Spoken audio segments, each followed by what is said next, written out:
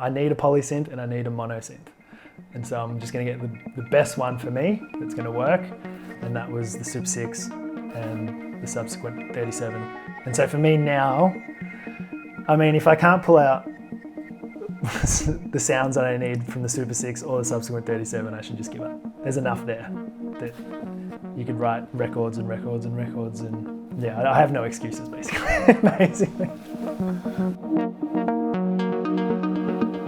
So for me, starting this project came at a crossroads where I didn't know if I wanted to continue on with music. I'd been teaching myself, production and watching all the YouTube videos. Like all these hours that I've put into music, I need to actually show something for it. And so I said, all right, write one song, and if friends like it, then just keep going. So I did, wrote my first song, showed a couple of people, and then was blown away by the response. I think it was just getting that first track done. After each release, I've started to get to know a deeper side of myself that I didn't know or never explored. Years of buying, selling, being on all the marketplaces, I found myself not writing music because I was just buying, selling, but that whole process, I guess, was important for me to find out what works for me. So my studio is years and years of experimenting and finally figuring out what works for me and what instruments feel right for me. I can't remember how I stumbled on the Super 6. I think it was just when I was on YouTube. My very first synthesizer was a Juno 6. Hence the backstory for the name Juno Mamba. And so when I looked at the Super 6, I was like, there's a lot of similar things in the design. And so that caught my eye straight away.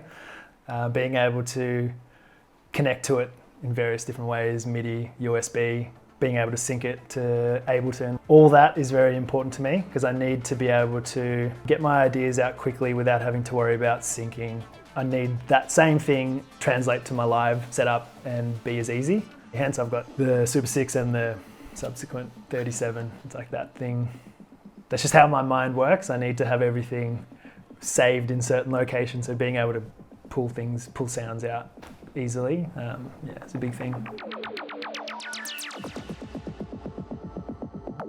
I don't want to scare people off who I've worked with, but I predominantly work in headphones. I rarely turn on my monitors unless I'm rehearsing. Writing, producing, mixing, it's all on headphones. And then I'll reference on my monitors, but my biggest reference point for mixes for me is in the car. I just jump in the car. If it sounds good in the car, then I'm happy. I didn't realize how much I needed wireless in the studio. To me, it's a game changer because my interface is down here and I'll turn around and I'll just get caught. Since having this, it's just been incredible because it means I can put it on and I can move around.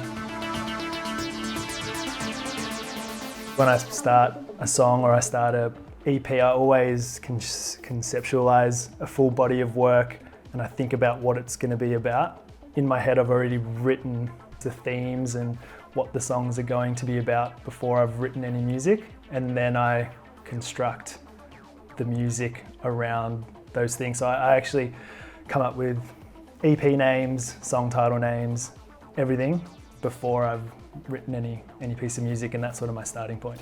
The songs are at its most meaningful when it comes from that place where I really think about a story or an experience. Actually, funnily enough, when I first picked up the UDO Super 6, first time I just jammed on that, and that was the inspiration, just hearing the sounds. And so there was no meaning behind the song, but just jamming out created something that I was really happy with. So I just need to have that inspiration, whether it's a story or whether it's an instrument. Yeah.